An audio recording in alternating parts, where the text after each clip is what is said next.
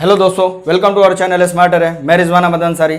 आज आप लोगों के लिए जेईई मेन थर्ड सेशन यानी कि आज 20 जुलाई को शिफ्ट 1 वाले पेपर जो है उसका मैं डिटेल सॉल्यूशन, मतलब ये मेमोरी बेस्ड है। मुझे जैसा डेटा अभी तक प्राप्त हुए हैं, मुझे जैसा अब तक डेटा मिला हुआ है, जो क्वेश्चंस वगैरह का, जो प्रॉब्लम्स का, उसका मैं डिटेल सॉल्यूशन जितना मैक्सिमम मेरे पास क्वेश्चन मिले हैं उसका देने की कोशिश करूँगा। और वीडियो भले लंबी हो, थोड़ा आप इंतजार करेंगे, सारे क्वेश्चन का ही सॉल्यूशन मिलेगा। फिर से मैं दोबारा जो है वीडियो बना करके अपलोड करूंगा। लेकिन अभी तक जितना मेरे पास क्वेश्चन मिले हैं उसका मैं डिटेल सॉल्यूशन कर रहा हूं। आप लाइन बाय लाइन क्वेश्चन को देखते जाएं और फिर आप जज कर सकते हैं कि आपने क्या सही बनाया, क्या गलत बनाया। लेकिन एक चीज़ ध्यान में रखिएगा, कभी आप नर्वस ना होना अगर आपका गलत हो जाए या ये चीज़, इसके लिए नर्वस ना होना। फोर्थ सेशन भी आपके पास बाकी है, आप उसमें भी ट्राई कर सकते हैं। और अगर आपने अच्छा किया है, मतलब ये एक एनालिसिस के तौर पर आपको मैं दे रहा हूँ ताकि आपकी कन्फ्यूजन को दूर किया जा सके। तो शुरू करते हैं। पहला प्रॉब्लम ये रहा। पहला प्रॉब्लम मैंने स्टेटिस्टिक्स से लिया हुआ है, जो जैसा डेटा मिला है मैं पहले ही बता रहा हूँ, ये मेमोरी बेस्ड है ना। इसमें कहीं अगर डेटा में अगर आगे पीछे कुछ होता है तो उसकी जिम्मेवारी या जवाबदेही चैनल की नहीं है। कहने का सेंस है कि आप समझ सकते हैं, मेमोरी बेस्ड है। कह रहा है कि द मीन ऑफ 6 नंबर से 6.5। कह रहा है कि 6 नंबर है जिनका मीन हमारा 6.5 दिया हुआ है। सीधा करना है x बार इक्वल टू, इसका मतलब 6.5 दिया हुआ है। क्लियर है? उसका कह रहा है एंड इट्स वेरिएंस इज 10.25, यानी इसकी वेरिएंस भी दी हुई है 10.25 करके दी हुई है। क्लियर है? यहां तक तो कोई दिक्कत नहीं आनी चाहिए। अब बोल रहा है इफ 4 नंबर्स आर 2, 4, 5 एंड 7। कह रहा है कि 6 आपके पास नंबर है, 6 नंबर में से आपका 4 नंबर दिया हुआ है, यानी 2, 4, 5, 7। तो इसका मतलब 2 नंबर मिसिंग है। उस नंबर को हम लोग x और y मान लेते हैं। क्लियर है बेटा? ठीक है, यहां तक आपको क्लियर हो चुका होगा। ये हमारा n की वैल्यू कितनी हो गई? 6 हो गई। ये आप ध्यान में रखिएगा, ठीक है ना। अब हमारा मीन कह रहा है, और हम जानते हैं कि मीन क्या होता है, सारे इंडिविजुअल ऑब्जर्वेशन को हम लोग ऐड करके और उसको टोटल नंबर ऑफ ऑब्जर्वेशन से डिवाइड कर देंगे। तो फटाफट यहां देखते हैं ये क्या हो जाएगा। 2 + 4 + 5 + 7 + x + y upon 6 equal to 6.5। आप इतना तो कर सकते हैं। बहुत ही इजी सवाल है ये, एकदम बिल्कुल बच्चा लेवल वाला है। यहां पे अगर देखेंगे 7, 5, 12, 4, 16, 2, 18, 18 + x + y upon 6 equal to 6.5। मैं हिंदी में इसलिए काउंटिंग्स को भी बोल दे रहा हूं ताकि कुछ इसमें हिंदी माध्यम के छात्र भी जो है, हिंदी मीडियम वाले स्टूडेंट भी देखते होंगे तो उनको ज्यादा दिक्कत नहीं है। ठीक है, तो मिला जुला करके एक ही देश के रहने वाले हैं। 18 + x + y। अब आप ये देख सकते हैं कितना आएगा, ये 39। आप मल्टीप्लाई करके देख लीजिए। And after that x + y is equal to 39 - 18 equal to 21। Clear है? यहां तक तो कोई दिक्कत नहीं आनी चाहिए। x + y 39 - 18 कर देंगे, क्लियर है? 21 आ गया। इसको इक्वेशन 1 मान लेंगे। अब हमारे पास x और y की वैल्यूज फाइंड आउट करनी है। एंड यू नो दैट कि जब भी अगर आपको 2 वेरिएबल मिले, 3 वेरिएबल मिले, तो उतने इक्वेशन आपको चाहिए, तभी जाकर के इक्वेशन सॉल्व हो पाएगा और हम जो वेरिएबल की वैल्यू फाइंड आउट कर सकते हैं। तो आपको इसका मतलब एक ट्रिक और पता चल रहा है कि भैया यहां 2 वेरिएबल है, एक इक्वेशन है। इससे साफ पता चल रहा है कि हमें दूसरी इक्वेशन की भी जरूरत पड़ेगी जिसके वजह से x और y की वैल्यू फाइंड आउट कर सकें। तो दूसरी वैल्यू कहां से मिलेगी? तो दूसरी वैल्यू के लिए देखिए, ये बाप चिल्ला करके बोल रहा है कि मैं वेरिएंस दिया हूं, तुम इस्तेमाल कर लो। तो आप जरा एक चीज बता दो, वेरिएंस का फॉर्मूला क्या होता है? ये आप सभी जानते होंगे। वेरिएंस के लिए अगर मैं बात करूं, वेरिएंस के लिए तो यह फॉर्मूला आप देखोगे 1/n into summation of xi का whole square minus summation of x bar का होल स्क्वायर। क्लियर है? ये चीज आप देखोगे फॉर्मूला। अब इसमें सबसे पहली बात आप ध्यान में लगा लीजिए कि जब वेरिएंस जब भी अगर आपको देगा कि हमें इसकी वैल्यू फाइंड आउट करनी है, तो यहां आपको दिया है 10.25 वेरिएंस के लिए, यहां दिया है 1/6 मिला हुआ है आपको। अब जरा ध्यान दीजिएगा, सिग्मा xi स्क्वायर। तो सिग्मा xi का मतलब जो भी इंडिविजुअल आपका ऑब्जर्वेशन है उसका स्क्वायर करके और तब अलजेब्रिक सम करना है। तो ये क्या हो जाएगा, 2 × 2 = 4, ये हो जाएगा 4 × 4 = 16, ये हो जाएगा 25 और ये हो जाएगा 49। क्लियर है? और माइनस ये जरा देखिए, सिग्मा xi का होल स्क्वायर है, इसका मतलब आप यहां क्या देखें, कहां देखें 6.5 का होल स्क्वायर है। यहां तक तो कोई दिक्कत नहीं आनी चाहिए। आई होप यहां तक कोई दिक्कत नहीं आई होगी। अब जरा यहां ध्यान दीजिए, यहां से आप निकाल सकते हैं, सॉरी मैंने गलत लिख दिया, यहां तो अभी इतने ही हुए हैं 49 प्लस वो और 2 ऑब्जर्वेशन कहां गए, ये भी तो देखना है, 6.5 to the whole square. Clear है जी? ये चीज ध्यान में रखिएगा। अब यहां से आप क्या करेंगे, x square plus y square की वैल्यू इजीली फाइंड आउट कर सकते हैं। ये जो आएगा इक्वेशन 2 करें और इक्वेशन 1 और इक्वेशन 2 को जो है ना इनको सॉल्व कर ले आपस में, एक्स और वाई की वैल्यू जो है निकल जाएगी। क्लियर है? ठीक है, तो आप ये देख चुके हैं, यहां से एक्स और वाई की वैल्यू फाइंड आउट कर सकते हैं। ये देखेंगे आपका जो है डेटा यहाँ 221 आएगा। एक्चुअली यहाँ ये ऐसे कर ले, सिग्मा हटा दे क्योंकि ये तो होता ही है, समेशन ही होता है x bar to the whole square. ठीक है ना, इसको सॉल्व कर लीजिए, एक्स और वाई की वैल्यू आ जाएगी इतनी। तो ये आपका खर्च से 4 नंबर जो है आपका मिल गया। ठीक है, अब हम लोग बढ़ते हैं दूसरे प्रॉब्लम की तरफ। ये रहा आपके पास दूसरा सवाल। सवाल तो है मतलब खेल गया भाई, ये तो है, ये खेल गया है ना, वाह बेटा वाह, मौज कर दी, प्रोबेबिलिटी दिखा दिया यहाँ पे।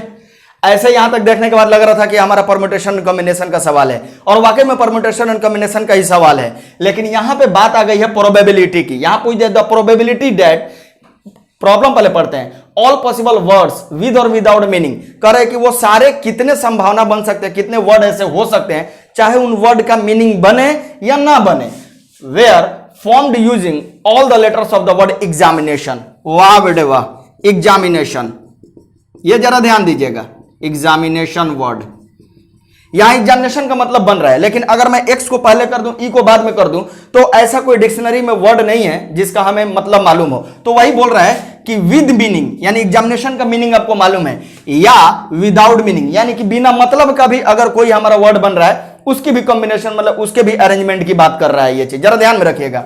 ठीक है, इसलिए यहां लिखता है विद और without meaning, we are formed using all the letters of the word examination.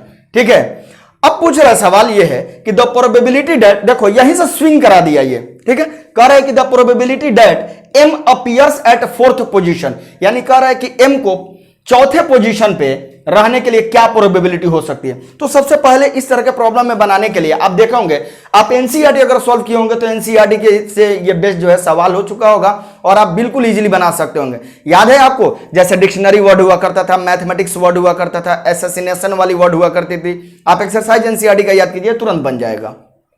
सबसे पहले हम इसमें काम करते हैं कि टोटल कितने एलिमेंट हैं, टोटल कितने लेटर्स हैं, उसको हम लोग काउंट करते हैं। टोटल चाहे रिपीट हो रहा है या नहीं हो रहा है उसको काउंट करते हैं। तो देखिए 1 2 3 4 5 6 7 8 9 10 11 है, यानी टोटल हमारे पास 11 है टोटल। जरा ध्यान में रखिएगा। अब इसमें यह देखना है ई कितना बार आया है, एक बार, एक्स कितना बार आया है, एक बार, ए कितना बार आया है, ए 2 बार आया है, फिर एम कितना बार आया है, 1 बार आया है, आई कितना बार आया है, आई यहां 2 बार आया हुआ है। ठीक है, आई एन कितना बार आया हुआ है, 2 बार आया हुआ है, फिर ए तो आप लिख चुके हैं 2 बार आया हुआ है, टी भी हमारा 1 ही बार आया हुआ है, आई लिख चुके हैं, ओ 1 बार आया हुआ है और एन लिख चुके हैं। यानी इसका मतलब आप क्या ऑब्जर्व कर रहे हैं, ये आप देख रहे होंगे कि ए आई और एन ये जो है रिपीट कर रहा है, 2 बार आ रहा है। देखिए ये ए हो गया, यहां पे एन वाली कहानी हो गई और यहां पे ये जो है ए आई वाली कहानी हो गई। देख रहे हैं ना ये चीज। तो इस तरह के प्रॉब्लम्स को बनाने के लिए सबसे पहला मेरा काम यह होता है कि इनको अगर अरेंजमेंट करना है ना, तो सबसे पहला काम क्या करते हैं कि टोटल लिख लेते हैं, टोटल का फैक्टोरियल, यानी टोटल का फैक्टोरियल लिख लेंगे। यानी टोटल कितने लेटर्स है इसमें बेटा, 11, तो 11 का फैक्टोरियल लिख लेंगे। उसके बाद देखेंगे कि कौन सा लेटर कितनी बार रिपीट कर रहा है। जैसे ए यहां 2 बार रिपीट कर रहा है तो नीचे अब 2 का फैक्टोरियल डाल देंगे बस। उसके बाद यहां आई जो है 2 बार रिपीट कर रहा है तो फिर इनटू में लिख करके 2 का फैक्टोरियल डाल देंगे। फिर यहां एन 2 बार रिपीट कर रहा है तो फिर 2 का फैक्टोरियल लिख करके डाल देंगे। ये हमारा टोटल पॉसिबिलिटी है इस एग्जामिनेशन वर्ड के लेटर्स को लेकर के अरेंजमेंट करने के लिए। समझिएगा जरा बात को। अच्छा एक बात जानते हो बेटा, 10th क्लास 9th क्लास में पढ़ा दी जाती है कि किसी भी इवेंट की प्रोबेबिलिटी निकालनी है तो वहां पे जो है हमारा favourable case upon sample space होता है, यानी टोटल हमें जो चाहिए वो और अपॉन टोटल, माने इसमें चाहिए और ना चाहिए दोनों है। तो टोटल देखा जाए तो हम ये कह सकते हैं कि सैंपल स्पेस में टोटल ये वाले एलिमेंट हो जाएंगे, इतने एलिमेंट हो जाएंगे, टोटल मिल गया। अब हमें क्या चाहिए, जो हमें चाहिए, अब हमें चाहिए का जरा ध्यान में रखिएगा। तो इसमें टोटल 11 लेटर है, 1 2 3 4 5 6 7 8 9 10 11। आपको क्या चाहिए, ये क्वेश्चन कह रहा है कि एम जो होना चाहिए ना वो हमेशा 4th पोजीशन पे रहे। ये 1st पोजीशन है ना, 2nd position, 3rd position, 4th position, ये है 4th पोजीशन। तो एम यहां रहेगा, तो एम को तो हमने फिक्स कर दिया, चिपका दिया। अब हमारे पास ब्लैंक स्पेस कितना बच रहे हैं, खाली जगह कितना, खाली प्लेस कितना बच रहे हैं, 1 2 3 और इधर वाले, तो टोटल जब 11 है, एक को फिक्स कर दिए तो कितना बचेगा, 10 खाली स्पेस बचेंगे।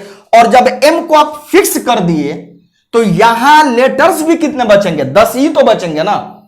तो 10 खाली जगह पे इन 10 लेटर्स को फिर अरेंज कीजिए, वो आपको चाहिए, यानी कि आपका जो है फेवरेबल केस हो जाएगा। अरे बात समझ में, तो क्या हो जाएगा, टोटल 10 जगह है तो 10 फैक्टोरियल। अब जरा ध्यान में रखिएगा, m को तो आपने फिक्स कर दिया, अब फिर आप देख रहे हैं कि इन 10 को जो है इन 10 प्लेस पे सजाने के कितने तरीके हो सकते हैं। अरे बात समझ में, तो a फिर तो रिपीट कर रहा है ना 2 बार इस केस में भी, तो 2 फैक्टोरियल, i के लिए 2 फैक्टोरियल और n के लिए 2 फैक्टोरियल। यहां तक तो कोई दिक्कत नहीं आनी चाहिए, आई होप कोई दिक्कत नहीं आई होगी। क्लियर है बेटा, यहां आप समझ रहे ना, यहां अगर a 3 बार आया रहता तो हम यहां 3 फैक्टोरियल लेते। कुछ बच्चे ये डाउट में पड़ जाते हैं, कुछ बच्चे ये सोचने लगते हैं कि सर हम ऐसा नहीं लिख सकते हैं, a 2 बार आया है, i 2 बार आया है और n 2 बार आया है तो 2 + 2 + 2 6 फैक्टोरियल डायरेक्ट लिख दे। नहीं, ये ध्यान में रखिएगा, दिस इज अलग एंड वो इज अलग, यानी कि 6 फैक्टोरियल अलग आएगा और 2 फैक्टोरियल 2 फैक्टोरियल 2 फैक्टोरियल मल्टीप्लीकेशन अलग आएगा, इसलिए जरा ध्यान में रखिएगा, ठीक है ना।